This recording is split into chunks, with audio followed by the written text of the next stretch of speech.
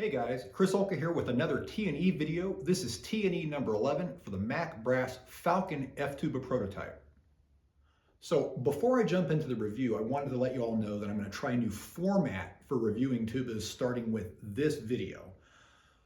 My thinking is that in an effort to try and make the reviews a little more objective, I look for a way to minimize my own personal biases towards certain designs and features, etc., etc. For instance, I prefer piston valves over rotors and silver plating over lacquer when I'm given the choice.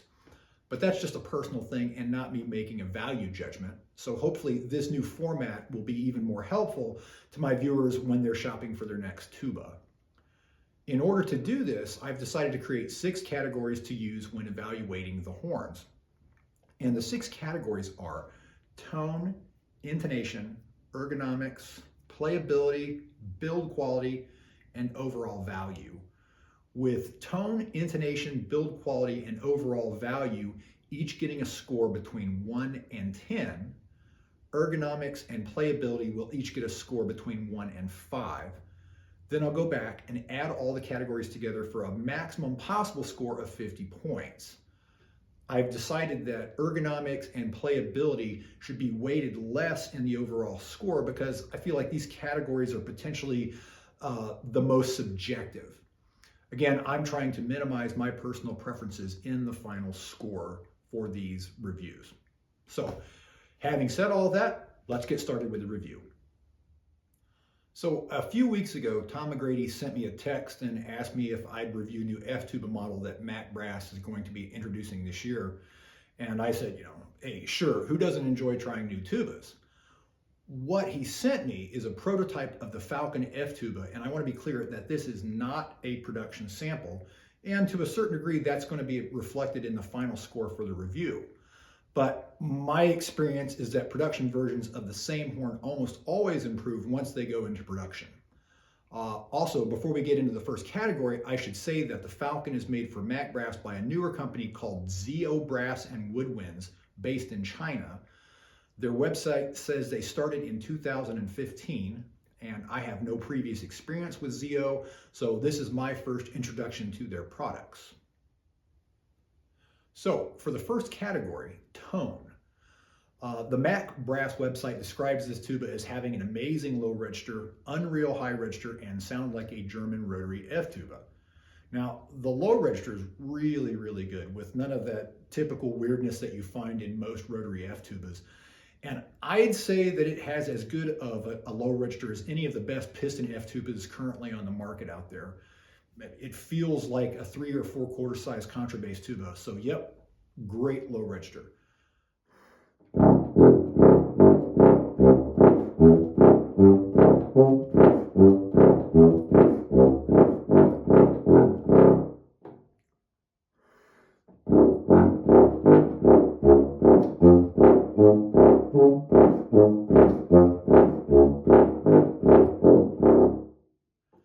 Mid-range feels and sounds very secure, feels and sounds great, very responsive, very lively and projecting.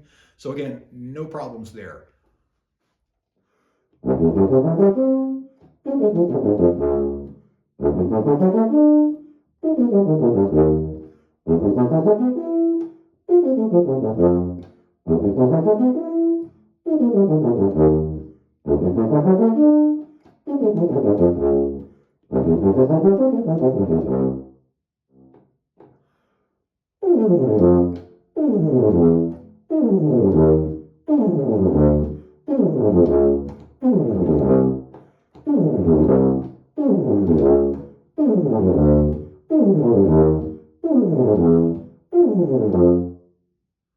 However, starting around the B low G sharp and up, the sound thins out pretty quickly and it feels much harder to find the pitch center. For me, I tried a few different mouthpieces and this perception remained. Of course, I'm not known for my high register either, so your mileage may vary. So to sum it up, my ears perceived a bit of an unevenness in resonance from the bottom to the top of the tuba through the various registers. The low register sounded like a small C tuba. The middle register was super lit up and very lively. and the higher range became thin and a bit woofy up in the stratosphere. Would I say that this tuba sounds like a German F tuba? No. But I would say that it sounds like a really good classic E flat tuba in the very best John Fletcher tradition.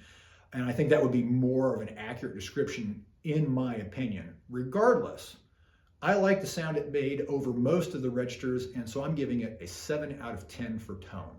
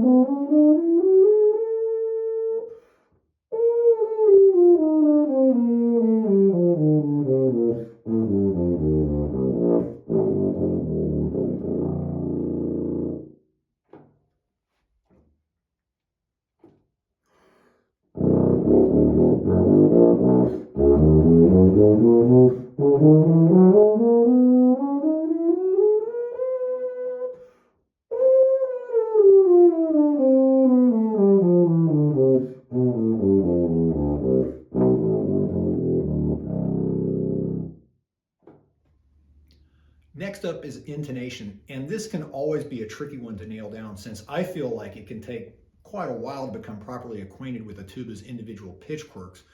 And each and every horn, even within the same model, can have slightly different sets of tendencies.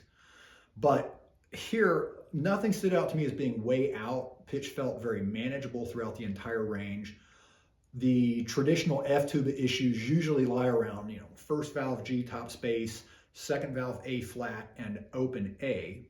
And I didn't detect these notes as being a problem on this tuba. And I also didn't find the open C below those notes to be really sharp, as is very commonly the case with many other piston F tuba models. So all in all, I felt like the intonation was very good and certainly above average for most F tubas. I apologize for any pitch problems in my recorded playing examples. If I own the horn, I'm sure I'd play it in tune without much work. So I'm going to give it an 8 out of 10 for intonation.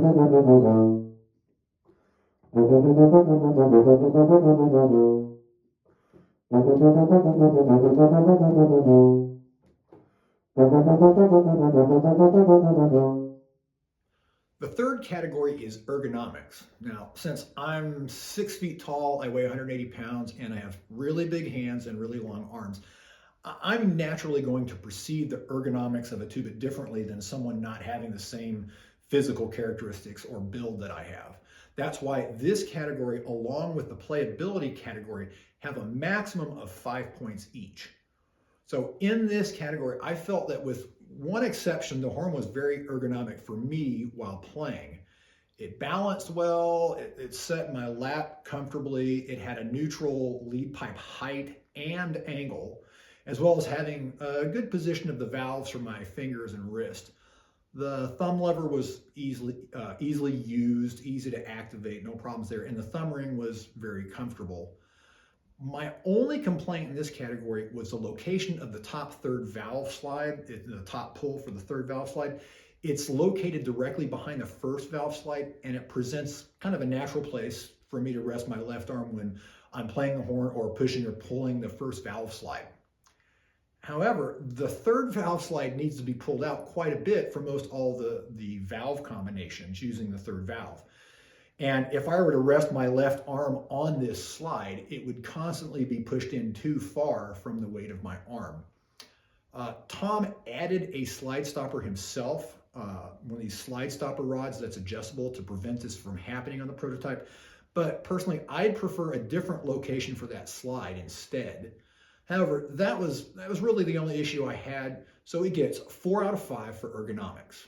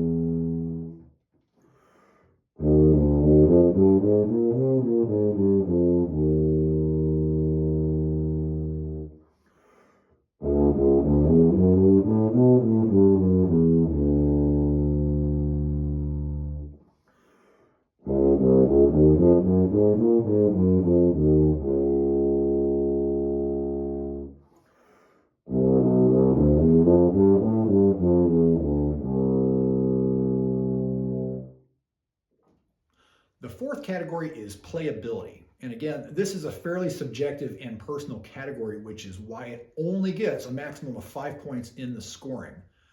So when I play F-tuba, I don't like to feel that I have to make a huge change in my playing approach compared to the contrabass tuba.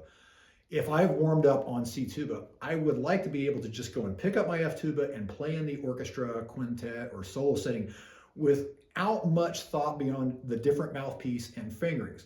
So in that regard, the Falcon did really quite well. Response, articulation, slurs, loud, soft playing, all took very little effort to manage. And in addition, the actual perceived physical effort to hold and play this tuba was about average.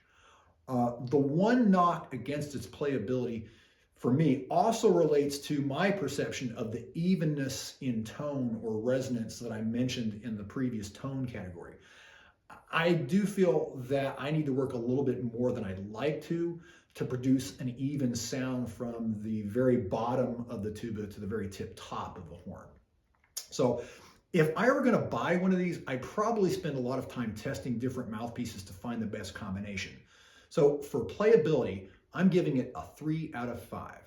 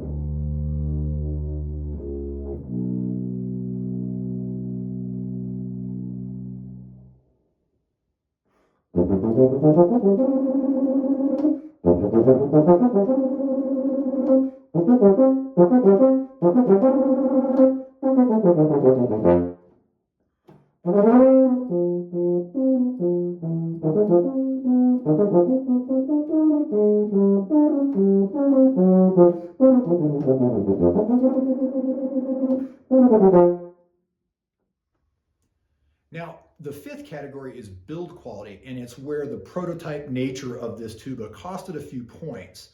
Uh, Solder joints, braces, plating, ferrules, and the overall structural feel of the tuba were really solid and felt well designed. They felt quality. It doesn't feel too heavy. It doesn't feel too light and flimsy. The sheet brass seems to be about a medium thickness and pretty resonant throughout most of the range of the horn. But one of the issues that I had in this category is the bottom pulling tuning slides, specifically second and third valves. They kept wanting to fall out regardless of what type of heavy grease I used. And surprisingly, the top pull tuning slides, they all moved fairly smoothly, but they never gave any indication that they wanted to fall out when I would, put the tuba down on its bell.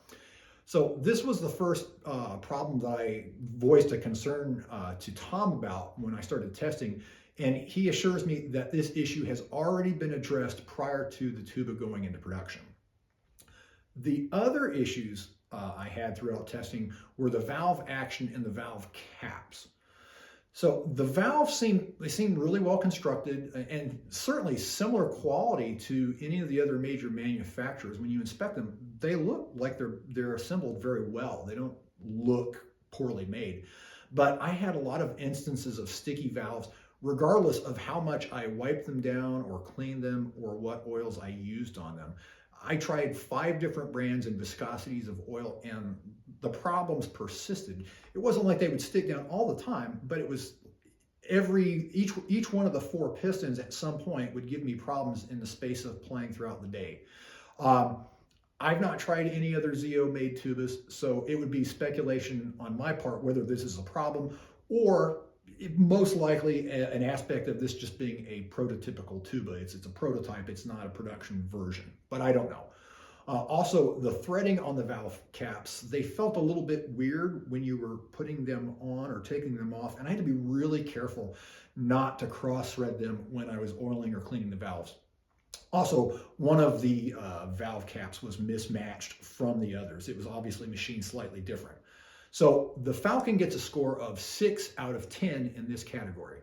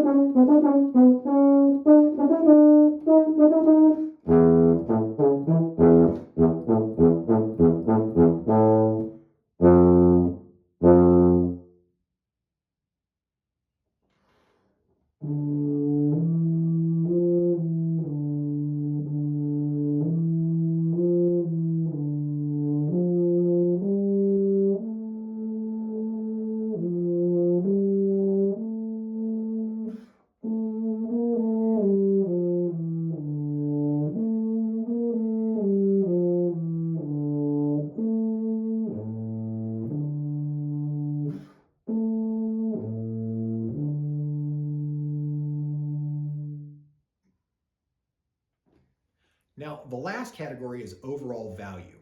And since this tube is a prototype, giving it an accurate score is a little bit tricky.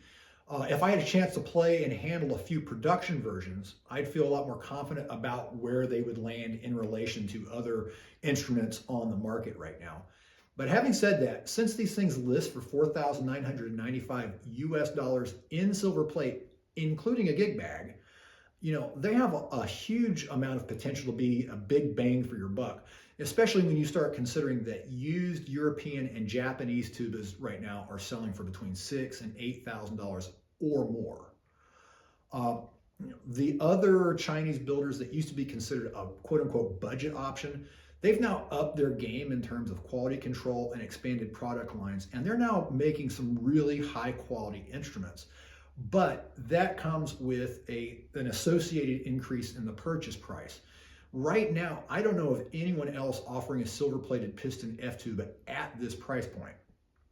Now, if I make the assumption that some of these issues I had with the prototype version will be addressed in production and give it the benefit of doubt, I'd give it a 7 out of 10 in the overall value category, with the potential to score much higher when we start seeing them hit the market.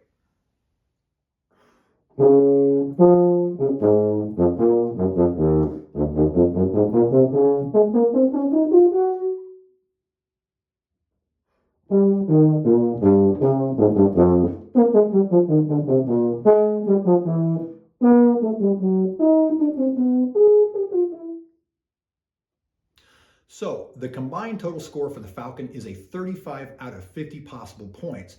And remember, this tuba was a prototype.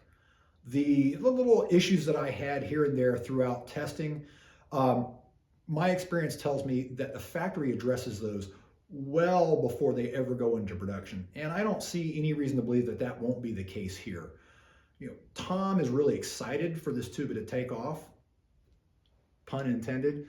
So, I think you can trust that when this thing goes into production, it's going to be squared away. In summary, if I were in the market for a piston F-tuba, I would definitely be looking at this real hard right now. I don't know any more specifics on availability, so if you're interested, I would reach out to Mack Brass for more info, or I would check out their website for updates.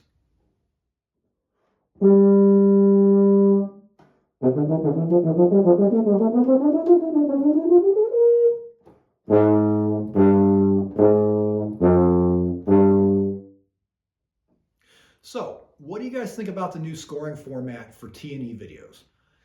I struggled with how many categories to have, whether to have a scale from 1 to 50 or 1 to 100, and a lot of little things like that when making up this scoring system. Now, in the end, I felt that trying to keep it simpler would help with objectivity when I was evaluating the tubas, but I don't know. I used to travel a lot before COVID, and the airlines would always send me these surveys that had a scale of 1 to 10 for every single question, and there would be like 20 questions. And I hated that. Hotels, on the other hand, they seem to always have a scale of 1 to 5, which I always thought was much simpler to score. But what do you think? Let me know in the comments section below. Finally, thanks to Tom and Mack Brass for sending this tuba for the review. And remember to click like, subscribe, and hit the little bell icon below. Also, go check out my new website, chrisolka.com. There's a lot of cool stuff over there with new content being added on a pretty regular basis. I think that's it. Take care and see you in the next video.